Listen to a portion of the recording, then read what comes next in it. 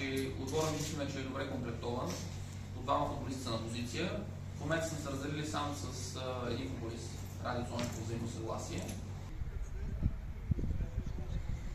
Както всяка една подготовка, така и сега не прави разлика това. Винаги даваме някакъв шанс. Тези момчета, които са показали през годината. Изключение на последните, мога да кажа, 2-3 мача, от които не съм доволен. Мисля, че отбора се представяше на едно добро ниво.